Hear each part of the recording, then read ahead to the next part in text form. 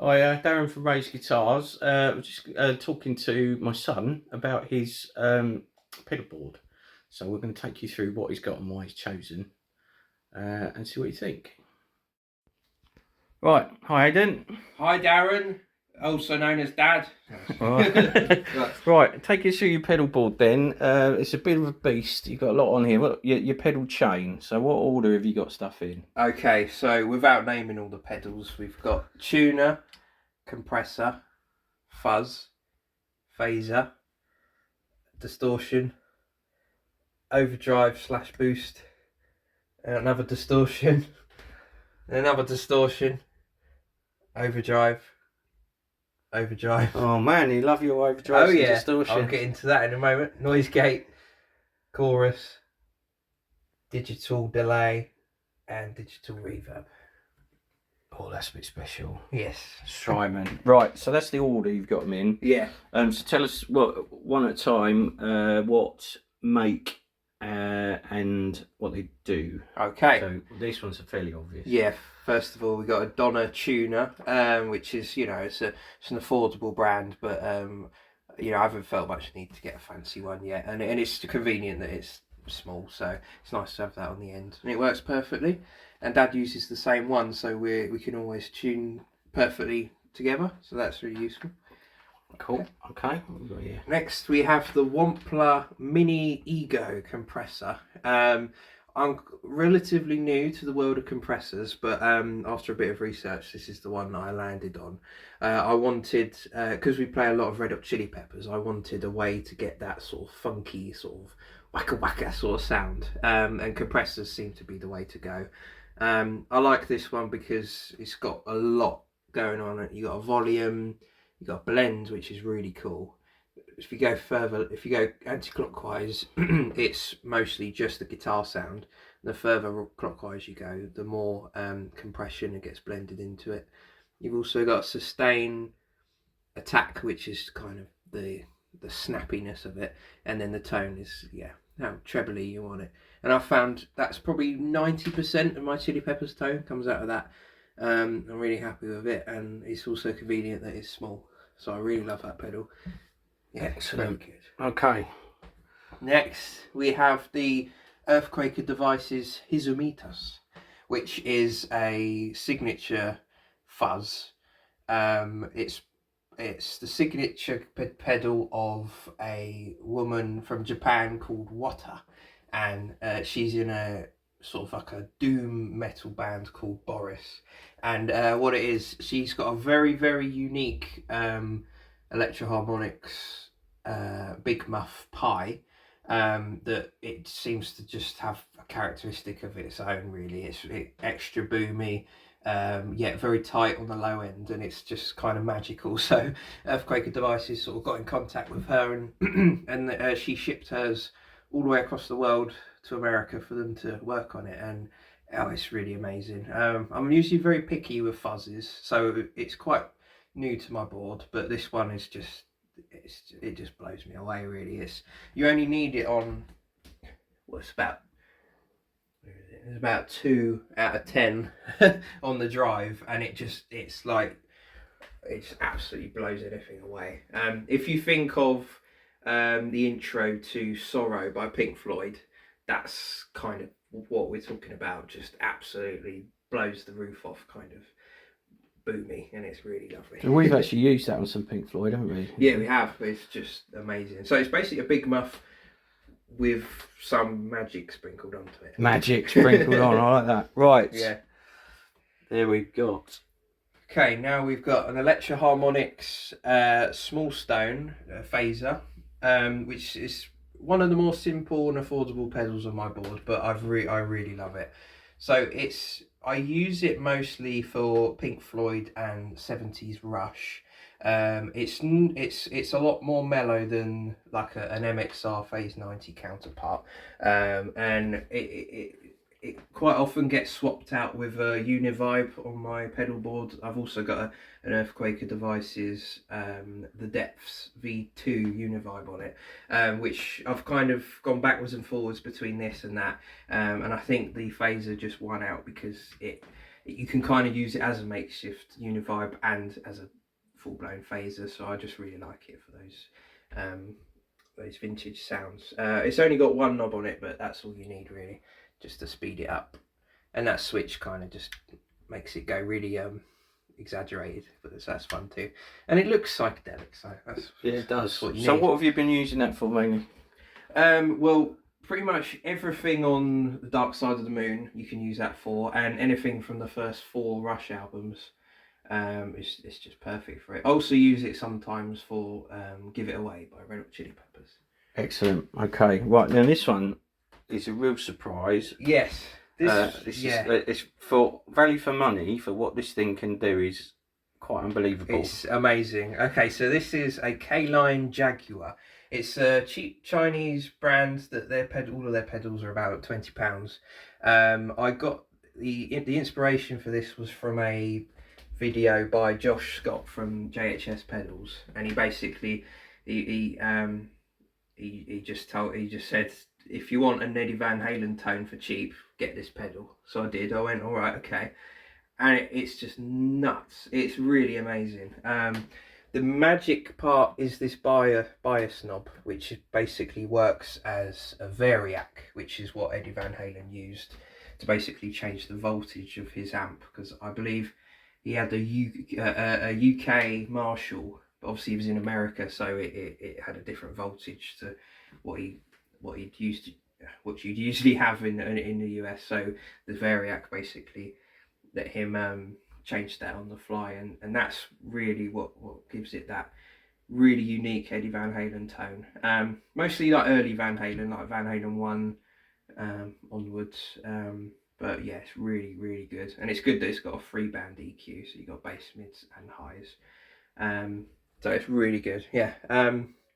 Yeah, I've only recently put it on my board, but it's just so good. So if we're playing anything from Van Halen, that's the one to go with. Yeah, and we've got a custom made that we made ourselves, Frankenstrat, that coupled up with that. It just sounds like the amazing. real thing. It's amazing, isn't it? Yeah, absolutely amazing. Excellent. Right, this one's very special. This is a very special one, yeah. So this is the first ever my mind went blank there. The first ever signature pedal by Alex Lifeson. He's got a new brand called Lerxst, and this is his pedal, the Bytor, which it's a drive and a boost, and it's just amazing. It's absolutely transforms my tone. It really does get those early 70s to even early 80s tones that Alex has, because he's got quite an elusive sound. He's got anywhere from just the classic Marshall sort of cranked amp sound to some more obscure stuff like High Watt or Hughes and Kettner and things like that. So there's a lot going on, and I've experimented with up to 10 different overdrives trying to get that sort of sound, and this just blows them all out of the park. It's very simple. It's kind of, you just switch it on and you kind of fiddle with the tone and the gain a little bit, and then you're just instantly in Alex Lifeson mode. Anything from the first, I'd say, 8 albums is spot on, and anything after that, all you got to do really is maybe switch on a chorus and fiddle about with the EQ, and then you can get that as well. So it's just really amazing. And then paired with my Roland Jazz Chorus, and a Rush custom guitar, you can't get any closer than that, I think, without buying some massive racks. I think it's just really amazing. It is. Yeah, it's really cool. Right, this one's a classic. Yeah, this one's a classic. So this is a Boss DS2 Turbo Distortion. So this one is purely for John Frusciante tones. It's the actual pedal that he uses for probably 80% of his solos. In particular, the Stadium Arcadium album. Pretty much any solo on that album is this pedal. So you're talking Danny California, or well, no, from earlier stuff even you've got Can't Stop, and things like that. And it's a very, very unique sound. I don't use it for anything else at all because it's extremely mid-ranged, and compressed. So it's basically cranked at the highest setting. So I find it unusable for anything else, but as long as you're playing Red Hot Chili Peppers, it's perfect. It's absolutely perfect. So I'm really glad I got that. Yeah. Awesome. Right, now going up to this one. Yeah. Obviously we'll do more in-depth videos of each one of these at another time. But it's just got a little LCD screen in it, which I enjoy watching. Yeah. So this is a Vox cutting edge, and I believe it's based on a Mesa Boogie amp. So you got some crazy tones coming out of this one. I use it for like new wave of British heavy metal sort of tones. So early Maiden and early Def Leppard. Oh, and early Metallica even though they're not British. It does that tone really well.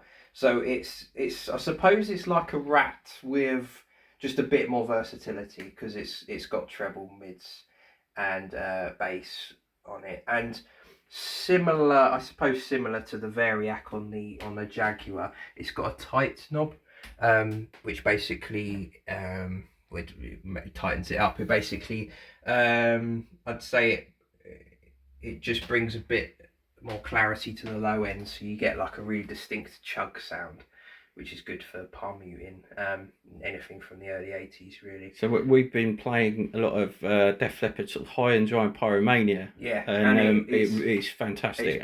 It's Steve Clark. It really is, yeah. And even playing it on a single coil, it sounds like you've got a big Explorer with 3 humbuckers on it. It's just really brilliant. And yeah, whether you think it's a gimmick or just a really nice thing, that screen lights up and it shows like the sound waves like an oscillator on it, and that's always really cool. So yeah, I like that a lot. Excellent. Right. Okay. Looking Glass. This one's hard to get photos of because it's a mirror. Chrome. Yeah. This one's a little bit more obscure. I use it as like to help me craft my tone for the next pedal that we'll talk about.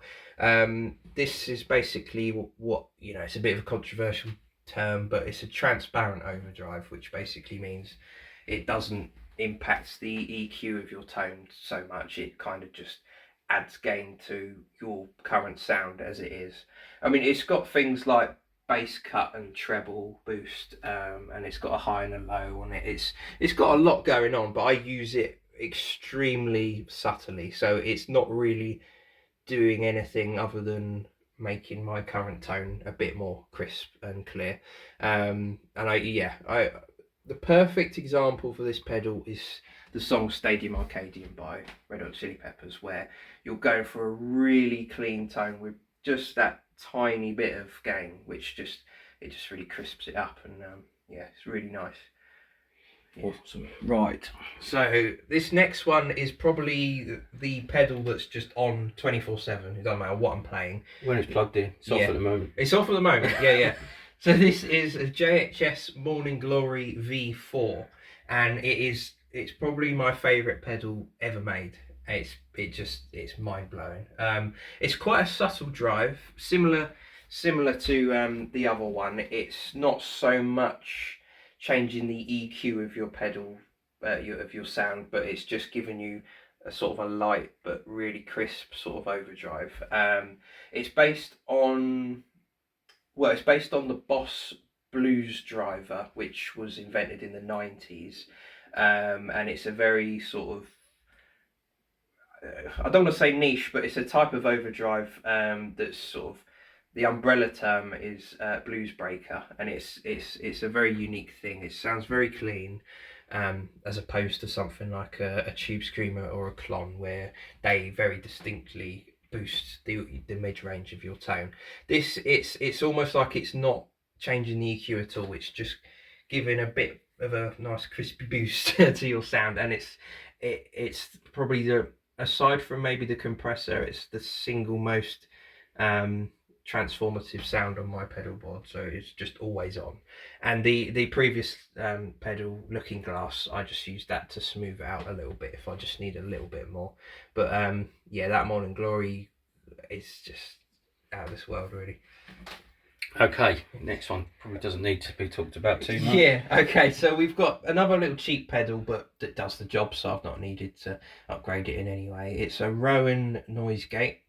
And yeah, basically, if we're playing anything heavy, pretty much anything that uses the earlier mentioned, the Vox one, we just use that to get rid of all the hissing noise, because once we crank it and we're playing some, you know, early Def Leppard, it starts to go. So we just use that to get rid of that, really. Yeah, you could upgrade it to something a bit fancier, but I don't really need to. And I like that it's small and it's just kind of tucked away in between the pedals. So yeah, gets the job done, definitely. Okay, another classic. Okay, another classic, yeah. So this is a Boss Wazacraft CE2 chorus. So it's basically they've brought they've brought back the classic 80s CE2 pedal. It's just one of the most classic choruses. I think the nicest thing about it is that it's analog as opposed to digital, so it's got a very distinctly warm sound. I find that some choruses, particularly when they've got overdrive in front of them, can sound very shrill. So I like that it's got that warmth to it. And the most special thing about it is actually that it's got a preset. If you set it in the middle there, you can set it to CE1 mode, which was the first Boss pedal ever invented in the mid-70s, and it's very distinct. You know, David Gilmour used one, John Frusciante uses one, Alex Lifeson used one. It's the classic chorus sound, which it has a preamp built into it, so it's got a bit of drive to it, and it's just, I use that for Red Barchetta by Rush or Under the Bridge by Chili Peppers.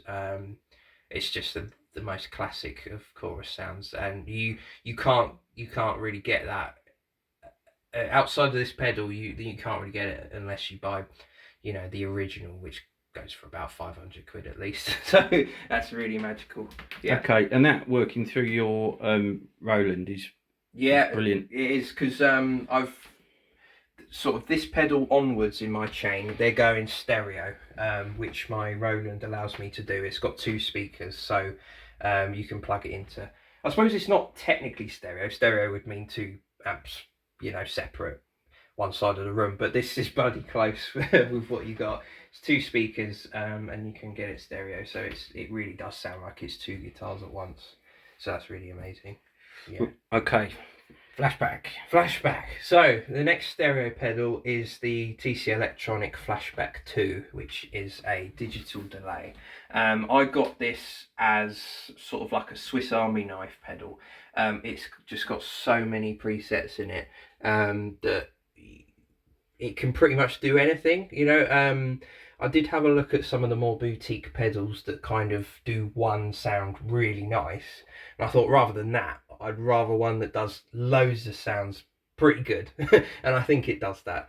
So you've got that one, which is the 2290 is based on a classic 80s delay rack by TC Electronic, and then you just switch it to analog, and you've got a really vintage sort of 70s sort of sound, which I can use for Van Halen 1 sort of tones, things like that. This is the one that's actually really good for the Police as well, isn't it? Yeah, Andy Summers. Yeah, Andy Summers. If you're playing, actually the number one reason I got this pedal was to play Walking on the Moon by the Police, which has got a very distinct delay sound, which, you know, if you want to get it on any other pedal, you really got to just sort of faff about, you know, playing it ding ding to get that pause in the riff. But this one does it really amazingly, and actually it's got this feature where you can plug it into your computer and basically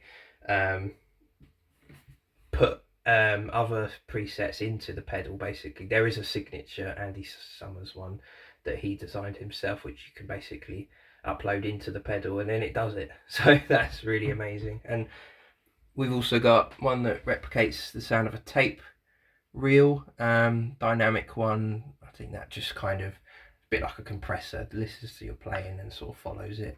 You've got modulation, crystal was very nice. I think that's octave up, so it gives, it's kind of like a shimmer reverb kind of sound.